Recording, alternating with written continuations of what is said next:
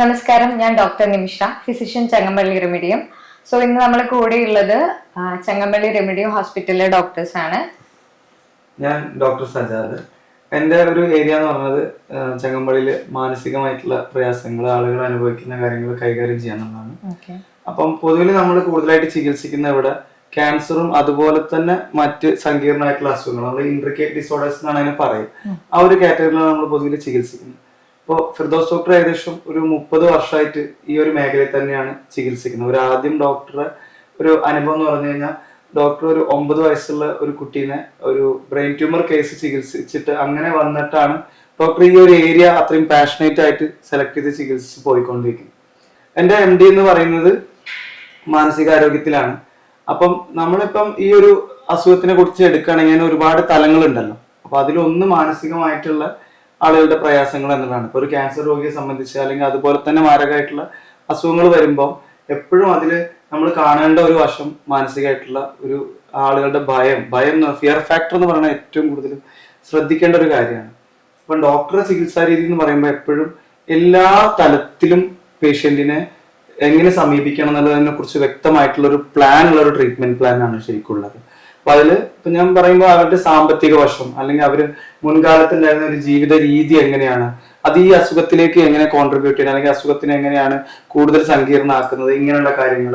പിന്നെ അതുപോലെ തന്നെ അവരുടെ ജോലിയുമായി ബന്ധപ്പെട്ടുള്ള കാര്യങ്ങൾ, അല്ലെങ്കിൽ അവരുടെ ഇമോഷണൽ സ്റ്റാറ്റസ്, വൈകാരികമായിട്ട് ഈ ആൾക്ക് എങ്ങനെ പിടിച്ചെടുക്കാൻ കഴിയും, ഇങ്ങനെ ഓരോ ഘടകങ്ങളും നമ്മളൊരു കേവലം ഡോക്ടർ ഒരു ഫിസിക്കൽ എന്നുള്ള പറയുന്ന ഒരു രീതിയിൽ മാത്രമല്ല കാണുന്നത്. അതുപോലെ സ്പിരിച്വൽ ആസ്പെക്ട് ഡോക്ടർ വളരെയധികം ചികിത്സയ്ക്കായിട്ട് കണക്കൂട്ടുന്ന ഒരു വിഷയമാണ്. അപ്പം അതിൽ ദൈവവിശ്വാസമുള്ള ആളുകളുണ്ടാവും. ഇപ്പൊ സ്പിരിച്വൽ എന്ന് പറയുമ്പോൾ എല്ലാവർക്കും ഒരു സംശയം എന്ന് വെച്ചാൽ ദൈവവിശ്വാസമായിട്ട് മാത്രം ബന്ധമുള്ള കാര്യങ്ങളാണ്. അങ്ങനെ അവരുടെ ഓരോ വിശ്വാസത്തിനെയും ഡോക്ടർ ആ രീതിയിലാണ് കണക്കാക്കുന്നത്. അപ്പം അങ്ങനെ പല ആ രീതിയിലാണ് ക്യാൻസർ ട്രീറ്റ്മെന്റിനെ നിങ്ങൾ അപ്രോച്ച് ചെയ്യുന്നതെന്നാണ് പറയുന്നത്. അതെ, ആ ഒരു അപ്രോച്ച് ഡയമെൻഷൻസിന് അങ്ങനെയാണ് കൃത്യമായിട്ട് ഇവാലുവേറ്റ് ചെയ്യുന്നത്. അപ്പൊ നമ്മളൊരു കേസ് ഷീറ്റിൽ എഴുതുമ്പോൾ ഈ കാര്യങ്ങളൊക്കെ കൃത്യമായിട്ട് നോട്ട് ചെയ്ത് വെച്ച് അതിലെങ്ങനെയാണ് നമുക്കൊരു ഇയാൾക്ക് വ്യക്തമായിട്ടൊരു മാറ്റം ഉണ്ടാക്കേണ്ടതിനെ കുറിച്ച് ഒരു പാനൽ, ഒരു ഡിസ്കഷൻ തന്നെ നമ്മൾ ഉണ്ടാക്കും. അത് രോഗികളെ സംബന്ധിച്ചിട്ട് ഇപ്പൊ അവർ പല സ്റ്റേജിലായിരിക്കും വരുന്നത്. പെട്ടെന്ന് ഡയഗ്നോസ് ചെയ്ത ആളുകൾ ആവണമെന്നില്ല. ഓക്കെ, ചിലപ്പോൾ ഇവിടെ നിന്നായിരിക്കും ഈ അസുഖം ഡയഗ്നോസ് ചെയ്യുന്നത്, ഇങ്ങനെ ഒരു അസുഖം ഉണ്ട് എന്നുള്ളത് മനസ്സിലാക്കുന്നത്. അപ്പൊ ചില ആളുകളോട് അത് തുറന്നു പറയാൻ പറ്റാത്ത സാഹചര്യങ്ങൾ ഉണ്ടാവും. അപ്പൊ അവരുടെ ആശ്രിതരായിട്ടുള്ള ആളുകൾ, അവരെയൊക്കെ കൃത്യമായിട്ട് നമ്മളൊരു ടീം തന്നെ ഫോം ചെയ്ത്, ഒരു സൈക്കോളജി നമ്മൾ പറയും ഗ്രൂപ്പ് തെറാപ്പി എന്ന് പറയുന്ന പോലെ ഇവർക്കൊരു സപ്പോർട്ടീവ് സിസ്റ്റം നമ്മൾ അവരെ ഫാമിലിയിൽ നിന്നോ അല്ലെങ്കിൽ അവരെ ആ ഒരു കൂട്ടായ്മയിൽ നിന്നും നമ്മൾ ഉണ്ടാക്കിയെടുക്കും. ഇതൊക്കെയാണ് ചികിത്സയ്ക്ക് എപ്പോഴും നമുക്ക് കൂടുതലായിട്ട് ഉപകരിക്കുന്നത്. കൂടുതൽ കാര്യങ്ങൾ പറയാൻ ഇപ്പൊ ഡോക്ടർ അർജുൻ ആണെങ്കിലും ഡോക്ടർ ഗായത്രി ആണെങ്കിലും ഒക്കെ ശരിക്കും പറഞ്ഞാൽ ഹെൽത്ത് കെയർ കമ്മ്യൂണിക്കേഷൻ സ്പെഷ്യലിസ്റ്റുകളാണ്. ശരിക്കും ഒരു പേഷ്യന്റിന് കൃത്യമായിട്ട് വിവരങ്ങൾ കൊടുക്കാതെ പേഷ്യന്റിന്റെ ഫാമിലിയിലുള്ള അല്ലെങ്കിൽ സ്റ്റേക്ക് ഹോൾഡേഴ്സ് ആയിട്ട് നിൽക്കുന്ന ആളുകൾ, അല്ലെങ്കിൽ അവർക്ക് ഒരുപാട് പേരുണ്ടാവും. നമ്മൾ ഇത്ര അസുഖങ്ങൾ എടുക്കും, നമ്മൾ സാധാരണ പനിക്ക് ഹോസ്പിറ്റലിൽ പോകുന്ന പോലെ അല്ലല്ലോ. കാരണം ഇതിനെ കുറിച്ചുള്ള ഒരുപാട് സംശയങ്ങൾ ഉണ്ടാവും, ആശങ്കകൾ ഉണ്ടാവും, സാമ്പത്തികമായിട്ടുള്ള ബുദ്ധിമുട്ടുകൾ ഉണ്ടാവും, അതിന് ചികിത്സിക്കേണ്ട എങ്ങനെയാണ്, അല്ലെങ്കിൽ ഒരു ഫാമിലിയിലുള്ള ഇഷ്യൂസ് ഉണ്ടാവും. അപ്പൊ ഇങ്ങനെയുള്ള കാര്യങ്ങളെ കുറിച്ച് ഒരു നല്ല ക്ലാരിറ്റി, ഈവൻ ഒരു ഫോൺ കോൾ ഹോസ്പിറ്റലിലേക്ക് വരുമ്പോൾ തന്നെ ഒരു റിസപ്ഷനിസ്റ്റ് കൈകാര്യം ചെയ്യുന്നതിനേക്കാൾ കൂടുതൽ ഒരു ഡോക്ടറിൽ നിന്ന് ഈ ഒരു ഇൻഫർമേഷൻ കിട്ടാന്ന് പറയുമ്പോൾ അവർക്ക് വളരെയധികം ഒരു ആശ്വാസം കിട്ടുന്ന ഒരു കാര്യം. നമ്മൾ അവിടെ നിന്ന് തന്നെയാണ് ചികിത്സ ആരംഭിക്കുന്നത്. ആ ഒരു കോളിൽ നിന്ന് തന്നെ നമ്മൾ ചികിത്സ ആരംഭിക്കുന്നുണ്ട്. അപ്പൊ അതാണ് ശരിക്കും ഡോക്ടർമാർ ഇവിടെ ചെയ്യുന്നത്. ഡോക്ടർ അർജുൻ അതിനെ കുറിച്ച് കൂടുതലായിട്ട് സംസാരിക്കും. അപ്പോൾ നമ്മളെ രീതിയിൽ വരികയാണെന്നുണ്ടെങ്കിൽ ഒരു പേഷ്യന്റ് ഗസ്റ്റ് വന്നു കഴിഞ്ഞാൽ നമ്മൾ നോക്കേണ്ട കുറെ കാര്യങ്ങളുണ്ട്. അപ്പൊ പേഷ്യന്റിന്റെ നീഡ്സ് എന്തൊക്കെയാണ്, അവരുടെ റൂം, ഫെസിലിറ്റി, അതുപോലെ അവരുടെ മെഡിസിൻ എന്തൊക്കെയാണ്, അവരെന്തൊക്കെയാണ് ഇപ്പൊ കഴിച്ചുകൊണ്ടിരിക്കുന്നത്, ഇനി കഴിക്കാനുള്ളത് ഓൾറെഡി ഡോക്ടർ ഫിർദോസ് പ്ലാൻ ചെയ്തിട്ടുണ്ടാവും. ഇതെല്ലാം കോർഡിനേറ്റ് ചെയ്തിട്ട് എല്ലാം കൂടി ഒരു അവരെ അടുത്തേക്ക് എത്തിക്കുക എന്നുള്ളതാണ് നമ്മൾ അടുത്ത ലെവൽ ട്രീറ്റ്മെന്റ് വരുന്നത്. ഒരു പേഷ്യന്റ് ചിലപ്പോൾ റൂമിൽ ഫെസിലിറ്റി കൂട്ടേണ്ടി വരും, ചിലപ്പോൾ ഇൻക്യുബേറ്റ് ചെയ്യേണ്ട സിറ്റുവേഷൻസ് വരാം, ചിലപ്പോൾ ICU വരെ പോവേണ്ട സിറ്റുവേഷൻസ് വരാം, അതുപോലെ OT വരേണ്ട ഓപ്പറേഷൻ തിയേറ്ററിൽ ചില procedures, cleaning procedures, nursing care വേണ്ട പ്രൊസീജിയേഴ്സ് എല്ലാം വരാം. ഇതെല്ലാം അവർക്ക് പ്രോപ്പറായിട്ട് എത്തിക്കുക എന്നുള്ളതാണ് മെഡിക്കൽ ഓപ്പറേഷൻസിൽ ഈ കമ്മ്യൂണിക്കേഷൻ കൂടുതലായിട്ട് എടുക്കുന്നത്. നമ്മൾ ഡെയിലി അവർ വിസിറ്റ് ചെയ്യുക, അവരുടെ കാര്യങ്ങൾ അന്വേഷിക്കുക, അവർക്ക് വേണ്ടത് കൊടുക്കുക. ചിലപ്പോൾ അവർ കുറെ വേറെ നീഡ്സ് ഉണ്ട്, ഫുഡിന്റെ പരമായിട്ട് ഡയറ്റ്, അപ്പോൾ ഡയറ്റും കിച്ചണും തമ്മിലുള്ള ഒരു ബന്ധം, അതുപോലെ തന്നെ കിച്ചണും തെറാപ്പിയും തമ്മിലുള്ള ഒരു ബന്ധം, തെറാപ്പിയും ഡോക്ടേഴ്സും തമ്മിലുള്ള ബന്ധം, ഇതെല്ലാം കോർഡിനേറ്റ് ചെയ്ത് പോകുമ്പോഴാണ് ഒരു കംപ്ലീറ്റ് ട്രീറ്റ്മെന്റ് നമുക്ക് കിട്ടുന്നത്. അപ്പൊ അത് കൊടുക്കാനാണ് പിന്നെ വേറെ ഡോക്ടേഴ്സ് നമ്മളെ പാനലും കിടക്കുന്നത്. പിന്നെ കൂടുതൽ ബാക്കിയുള്ള കാര്യങ്ങൾ സംസാരിക്കാൻ നമ്മുടെ കൂടെ ഗായത്രി ഡോക്ടർ ഉണ്ട്, ഡോക്ടർ പറയുന്നത്. Being A health care communication specialist ആണെങ്കിൽ പോലും ഇപ്പൊ ഞാൻ ഒരുപാട് തവണ ഇപ്പോൾ നമുക്ക് സ്റ്റാർട്ടിങ് സ്റ്റേജിലൊക്കെ ഫിസിഷ്യൻ ആയിട്ട് തന്നെയാണ് ഞാൻ ഹോസ്പിറ്റലിൽ നിന്നിട്ടുള്ളത്. ഇപ്പൊ ഒരു ട്രീറ്റ്മെന്റ് ആസ്പെക്ടിലേക്ക് നമ്മൾ വരുമ്പോൾ തന്നെ ഇപ്പം ഡോക്ടർ പറഞ്ഞ പോലെ ഏറ്റവും കൂടുതൽ കൺസേണിംഗ് ആയിട്ടായിരിക്കും പേഷ്യന്റ് പാർട്ടി നമ്മളെ ഫോൺ വിളിക്കുന്നുണ്ടാവുക. അപ്പൊ അവർ ആദ്യം തന്നെ ചോദിക്കുക, ചിലപ്പോൾ അവർ റേഡിയേഷനിലൂടെയോ അല്ലെങ്കിൽ കീമോയിലൂടെയോ ഒക്കെ കടന്നു പോകുന്നവരായിരിക്കും. അപ്പൊ ചിലപ്പോൾ അവരുടെ ഏറ്റവും മേജർ കൺസേൺ എന്തായിരിക്കും എന്ന് വെച്ചിട്ടുണ്ടെങ്കിൽ ഇത് ചെയ്തുകൊണ്ടിരിക്കുമ്പോൾ നമുക്ക് ആയുർവേദ ട്രീറ്റ്മെന്റ് എടുക്കാൻ പറ്റും. അതെ, എല്ലാവർക്കും അങ്ങനെ ഒരു സംശയമുണ്ട്, ആയുർവേദ ട്രീറ്റ്മെന്റിലൂടെ ഇത് മാറി കിട്ടും ക്യാൻസർ എന്ന് പറയുന്നത്. ഒരു ക്യൂർ ഉണ്ടാവോ ഡോക്ടറെ, നമ്മുടെ ഔട്ട്കം എന്തായിരിക്കും? നമ്മൾ ഒരിക്കലും ഒരു ഡെഫിനിറ്റ് ക്യൂർ എന്നുള്ള രീതിയിൽ നമുക്കതിനെ വാങ്ങിക്കൊടുക്കാന്നുള്ള രീതിയിലല്ല, പക്ഷെ നമ്മളെ മാക്സിമം ഔട്ട്പുട്ട് എവിടെ എത്രത്തോളം എഫക്റ്റീവ് ആയി ഇടാന്നുള്ളതാണ് നമ്മളെ first and foremost priority. Patient ആണ് നമുക്ക് വേണ്ടത്. അപ്പം ആളുടെ ക്വാളിറ്റി ഓഫ് ലൈഫ്, അത് ലൈഫ് എക്സ്പെക്ടൻസി, ഇതൊക്കെയാണ് നമ്മൾ മുന്നിൽ കാണുന്ന ഏറ്റവും വലിയ കൺസേൺസ്. അപ്പം ചില കേസസിൽ നമുക്കിപ്പം റേഡിയേഷനും കീമോയും പാരലലി പോയിട്ട് നമ്മളെ മെഡിസിൻസ് പോകുന്ന കേസസ് ഉണ്ട്. ഡെഫിനറ്റ്ലി അത് വേണ്ടാന്നുള്ള ഒരു കേസിൽ നമ്മൾ അപ്രോച്ച് എടുത്തതും ഉണ്ട്. ഇപ്പൊ ഒരു പേഷ്യന്റിന് വന്നു കഴിഞ്ഞാൽ ഫിർദൌസ് ഡോക്ടർ ഇപ്പൊ ഞാൻ പറയുകയാണെങ്കിൽ ആള് പൾസ് എക്സാമിനേഷൻ, അതായത് നാഡി പരീക്ഷ, അഷ്ടസ്ഥാന പരീക്ഷയിലെ ഏറ്റവും ഇമ്പോർട്ടന്റ് ആയിട്ടുള്ള സ്റ്റെപ്പാണത്. അപ്പൊ അത് നല്ല രീതിയിൽ പ്രാക്ടീസ് ചെയ്യുന്ന ഒരു ഡോക്ടറും കൂടിയാണ്. ഡോക്ടർ അത് കംപ്ലീറ്റ് അനലൈസ് ചെയ്ത് ഒരു പേഷ്യന്റിന്റെ എല്ലാ സ്കാനും, അതായത് ഇപ്പോഴത്തെ നമ്മളെ കൺവെൻഷണൽ മെത്തേഡ് സിസ്റ്റം യൂസും കൂടെ ചെയ്തിട്ടാണ് ഒരു ഇന്റഗ്രേറ്റഡ് ഹെൽത്ത് കെയർ അപ്രോച്ച് എന്ന് നമുക്ക് ഇവിടെ നടക്കുന്നുണ്ട്.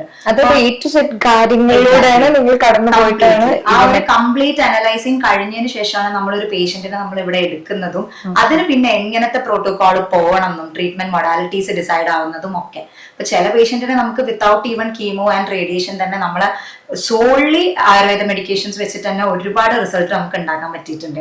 അപ്പം ഡോക്ടറെ കേസ് പറയുകയാണെങ്കിൽ തന്നെ ഇപ്പൊ സെർവൈക്കൽ CA, അതുപോലെ തന്നെ ഗ്ലയോമ കേസസ്, ഭയങ്കര എഫക്റ്റീവ് ആയിട്ടുള്ള ഒരുപാട് ട്രീറ്റ്മെന്റ് ഹിസ്റ്ററി നമുക്ക് എടുത്തു നോക്കാൻ പറ്റും. ഇപ്പൊ കുറെ കേസസ് നമ്മൾ ഡോക്യുമെന്റ് ചെയ്ത് സ്റ്റാർട്ട് ചെയ്തിട്ടുണ്ട്. അപ്പൊ നമുക്ക് നല്ല രീതിയിൽ എഫക്റ്റീവ്ലി മാനേജ് ചെയ്യാൻ പറ്റുന്ന ഒരു ഏരിയ ആണ് ഇത് എന്നുള്ളത് ഇപ്പോഴും ആൾക്കാർക്ക് അത്ര അവെയർ അല്ല. They are not very aware of it. അപ്പം അതിനും കൂടെയാണ് നമ്മൾ മെയിൻലി ഇപ്പൊ നോക്കുന്നത്. പിന്നെ ഇതിന്റെ ഒപ്പം തന്നെ ഒരു മെഡിക്കേഷൻസ് അല്ലാത്ത രീതിയിൽ ലൈഫ് സ്റ്റൈൽ ചേഞ്ചസ് ആയിട്ടും ഡയറ്ററി ഹാബിറ്റ്സ് ആയിട്ടും, അതായത് ഇപ്പൊ നമ്മുടെ ദിനചര്യ രീതികളും ആഹാരശീലങ്ങളും ഒക്കെ നമ്മൾ കമ്പൈൻ ചെയ്തിട്ടാണ് പോകുന്നത്. യോഗ കൺസേണിംഗ് ആയിട്ടുള്ള പേഷ്യൻസ് ആണെങ്കിൽ അങ്ങനെ ഒരു ക്യാൻസർ എന്നുള്ളതിനേക്കാളും ഉപരി ഇപ്പൊ നമ്മളെ റെമഡിയത്തിന്റെ മോട്ടോ തന്നെ ട്രഡീഷണൽ റിവൈസ് ലൈഫ് എന്നാണ്. അപ്പം അതിന്റെ ഒരു ഒത്തന്റിസിറ്റിയാണ് നമ്മളെ കാണിക്കുന്നത് പോലും. That much legacy she has എന്നുള്ളതിന്റെ ഒരു പ്രൂഫാണ്. ഒരു പേഷ്യന്റിന്റെ കൂടെ 24 hours ഒരു ഡോക്ടർ എപ്പോഴും ഉണ്ടായിരിക്കുന്നതാണ്. അതെ, ഒരു റെസിഡന്റ് ആയിട്ടാണെങ്കിലും ഒരു സ്പെഷ്യലിസ്റ്റ് ആയിട്ടാണെങ്കിലും വി ആർ ഓൾവേസ് അവൈലബിൾ. കൂടെ തന്നെ ഒരു ടീം എന്തെങ്കിലും എമർജൻസി വരികയാണെന്നെങ്കിൽ അവിടെ തന്നെ കെയർ ചെയ്യാൻ വേണ്ടിയിട്ട് എല്ലാ ഡിപ്പാർട്ട്മെന്റും അവിടെ തന്നെ പ്രോപ്പറായിട്ട് ഉണ്ടാവും. അതുപോലെ ഇതിൽ ഏറ്റവും ശ്രദ്ധിക്കണമെന്ന് വെച്ചാൽ ഒരു പേഷ്യന്റിനെ സംബന്ധിച്ച് ഒരു ജുഡീഷ്യൽ അപ്രോച്ച് എന്നുള്ളത് ഇന്നൊരു പ്രയാസമാണ് അവർക്ക്. ഈ ചെയ്യുന്നത് ഇത് ശരിയാണോ, ഓക്കെ ഇപ്പൊ സർജറി ആണോ വേണ്ടത്, അല്ലെങ്കിൽ അതെ പലർക്കും അതൊട്ടും അവെയർ അല്ല. അപ്പൊ ക്യാൻസർ എന്ന് പറയുമ്പോൾ അത് മുറിച്ച് നീക്കി മാറ്റുക എന്നുള്ള ഒരു ഇതാണ്. സർജറിക്ക് ഓക്കെ പോലും ആവില്ല. അത് ആ പേഷ്യന്റിന്റെ കൺസേൺ ആണ്. അതെ, പേഷ്യൻസ് പലപ്പോഴും സർജറി വേണ്ടെന്ന് പറയും. പക്ഷെ ഡോക്ടർ ചിലപ്പോൾ അതിന് സർജറി തന്നെയായിരിക്കും നിർദ്ദേശിച്ചിട്ടുണ്ടാവുക. പക്ഷെ ആ പേഷ്യന്റ് അപ്പോഴത്തെ ഒരു മാനസികാവസ്ഥ അല്ലെങ്കിൽ അവരുടെ ഹെൽത്ത് കണ്ടീഷൻ അതിന് സപ്പോർട്ടീവ് അല്ല എന്ന് അവർക്ക് തോന്നാം. പിന്നെ അതുപോലെ തന്നെ ഈ ഒരു പേഷ്യന്റിന്റെ കുറെ ബാരിയർ ഉണ്ട്. പേഷ്യന്റ് സമ്മതിക്കാത്ത അല്ലെങ്കിൽ പേഷ്യന്റ് വില്ലിങ് അല്ലാത്ത ഒരുപാട് വിഷയങ്ങളുണ്ടാവും. അപ്പൊ അവരെ പരമാവധി ആ ഒരു രീതിയിലേക്ക് എത്തിക്കാൻ നമ്മൾ പരമാവധി ശ്രമിക്കും. പക്ഷെ എന്നിരുന്നാൽ പോലും എനിക്കത് വേണ്ട എന്ന് പറയുന്ന ഒരു സാഹചര്യത്തിൽ അതിനനുസരിച്ചുള്ള ട്രീറ്റ്മെന്റ് ആണ് പിന്നീട് നമ്മൾ ചെയ്യുന്നത്. അപ്പൊ ഡോക്ടർ അങ്ങനെ തന്നെ അത് കണക്കിലെടുത്തുകൊണ്ട് ആ ടീമിനെ അങ്ങനെ ഫോം ചെയ്യും. ഓക്കെ, കാരണം പേഷ്യന്റിനാണ് അൾട്ടിമേറ്റ്ലി ആ ഒരു റൈറ്റ് ഉള്ളത്. അവർക്ക് എന്താണ് എടുക്കേണ്ടത്, ഏത് ട്രീറ്റ്മെന്റ് ആണ് എടുക്കേണ്ടത്. പിന്നെ അവരുടെ സംശയങ്ങളും അവരുടെ കൂടെ വരുന്നവരുടെ സംശയങ്ങളും ഒക്കെ പരമാവധി നമ്മൾ എന്ത് ചെയ്യണം, ക്ലാരിറ്റി കൊടുക്കുക എന്നുള്ളതാണ് നമ്മുടെ ഭാഗത്തുള്ള ഒരു റെസ്പോൺസിബിലിറ്റി. അതാണ് ജുഡീഷ്യൽ അപ്രോച്ച് അല്ലെങ്കിൽ ഒരു എത്തിക്കൽ അപ്രോച്ച് എന്ന് നമ്മൾ പറയുന്നത്. അപ്പം ഒരിക്കലും അതിന്റെ അർത്ഥം ആയുർവേദം മാത്രമേ ചെയ്യാൻ പാടുള്ളൂ അല്ലെങ്കിൽ അങ്ങനെയൊന്നുമല്ല. ഓക്കെ, ആ പേഷ്യന്റിന് സർജറി ആണ് ആവശ്യമെങ്കിൽ സർജറിക്ക് വേണ്ടി കൃത്യമായിട്ട് നമ്മൾ റെഫർ ചെയ്യും. ഇനി അതല്ല വളരെ ഏറ്റവും അഡ്വാൻസ്ഡ് ആയിട്ടുള്ള ഇപ്പൊ PMR പോലെ ഇപ്പൊ ഫിസിക്കൽ മെഡിസിൻ മെയിൻ ആയിട്ട് അതിലൂടെ ഉദ്ദേശിക്കുന്നത്. പിന്നെ ഇപ്പൊ സാറിന്റെ ജോണർ ഓഫ് നമ്മൾ നോക്കുകയാണെങ്കിൽ തന്നെ സൈക്കോ ഓങ്കോളജി എന്നുള്ള ഒരു ആസ്പെക്ട് തന്നെ അത് എടുക്കാൻ പറ്റുന്ന ഒരു കാര്യമാണ്. അതൊരു പേഷ്യന്റ് കൺസേണിംഗ് മാത്രമായിട്ടുള്ള കാര്യമില്ല, പേഷ്യന്റ് പാർട്ടി കൺസേണിംഗും കൂടെ ആയിട്ടുള്ള ഒരു ഏരിയ. ക്യാൻസർ എന്ന് പറയുന്ന ഒരു രോഗം എപ്പോഴും അത് മൈൻഡിനാണ് ഏറ്റവും കൂടുതൽ ബാധിക്കുന്നത്. കാരണം കുറച്ചു കഴിഞ്ഞാൽ സർവൈവ് ചെയ്യാൻ പറ്റില്ല എന്നുള്ളൊരു സിറ്റുവേഷൻ പേഷ്യന്റിനെ അക്കമ്പനി ചെയ്യുന്ന പേഷ്യന്റ് പാർട്ടിക്ക് അതിനേക്കാളും കൂടുതൽ ഗ്രീഫ് വരുന്ന ഒരു സ്റ്റേജും കൂടിയാണിത്. We have to give that support. അപ്പൊ അതിനും നമുക്ക് സൈക്കോ ഓങ്കോളജി ഒരു ഡിപ്പാർട്ട്മെന്റ് ആസച്ച് നമ്മളിപ്പോ പ്രൊവൈഡ് ചെയ്തിട്ടുണ്ട്. അതുകൊണ്ടാണ് ഇന്റഗ്രേറ്റഡ് എന്ന് പറഞ്ഞ ഒരു വേർഡ് വരാൻ തന്നെ കാരണം. ഇതെല്ലാം കൂടി സംയോജിതമായിട്ടുള്ള ചികിത്സയാണ്. ആ വാക്കിന് അർത്ഥം ശരിക്കും അതാണ്. അപ്പൊ നമ്മളിവിടെ ശ്രദ്ധിക്കേണ്ടതെന്ന് വെച്ചാൽ ഇൻട്രിക്കേറ്റ് എന്ന് പറഞ്ഞൊരു വാക്ക്, അതിസങ്കീർണമായിട്ടുള്ള അസുഖം, അതിന് നമ്മൾ ഇന്റഗ്രേറ്റ് ചെയ്തിട്ടാണ് ചികിത്സിക്കുന്നത്. അതായത് എല്ലാത്തിനും കൂടി യോജിപ്പിച്ചുകൊണ്ട് എന്താണ് പേഷ്യന്റിന് വേണ്ടത് നമ്മൾ കൊടുക്കുന്നു.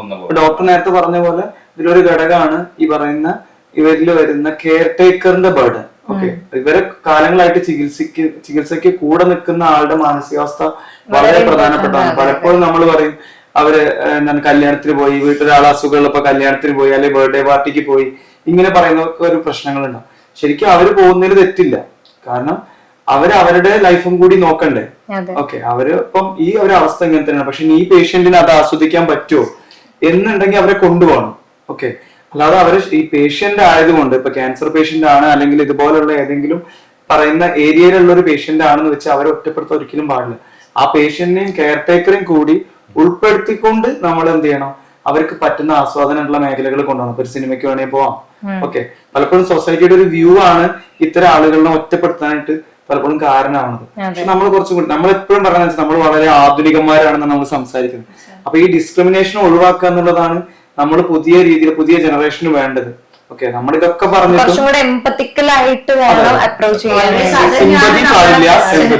ഒരു ഇനീഷ്യൽ സ്റ്റെപ്പ് തന്നെ അതാണ്. എംപത്തി എന്നുള്ള ഒരു കാര്യം തന്നെ ഇറ്റ്സ് എ ഡിഫറെന്റ് തിങ്. അപ്പൊ നമുക്ക് അതാണ് ഏറ്റവും ഇനീഷ്യൽ ആയിട്ട് നമ്മൾ പ്രയോറിറ്റൈസ് ചെയ്യേണ്ട കാര്യം. ഇപ്പം പേഷ്യന്റ് പാർട്ടി ആണെങ്കിലും ഡിഫറെന്റ് സ്റ്റേജസ് ഓഫ് ഗ്രീഫിലൂടെ ആയിരിക്കും അവർ കടന്നു പോവാ. ഫിനാൻഷ്യലി പ്രശ്നങ്ങളുള്ളവരുണ്ടാവും. പിന്നെ പെട്ടെന്ന് ഒരു സമയത്ത് ഒരു ഡയഗ്നോസിസ് അറിയുന്ന സമയത്ത് അത്രയും ക്ലോസ് ആയ ഒരാൾക്ക് ഇങ്ങനെ ഒരു കണ്ടീഷൻ ആണെന്ന് പറയുമ്പോൾ അത് ആ ഗ്രീഫ് എടുക്കാൻ പറ്റാത്ത കുറെ പേരുണ്ട്. ശരിക്കും ആ സമയത്ത് ചിലപ്പോ ഭയങ്കരമായിട്ട് സൈക്കോളജിക്കലി തളർന്നു പോകുന്ന ഒരു സീൻ നമുക്ക് അവർക്കായിരിക്കും ചിലപ്പം കാണാൻ പറ്റുന്നുണ്ടാവുക. അപ്പം that kind of A support is very necessary.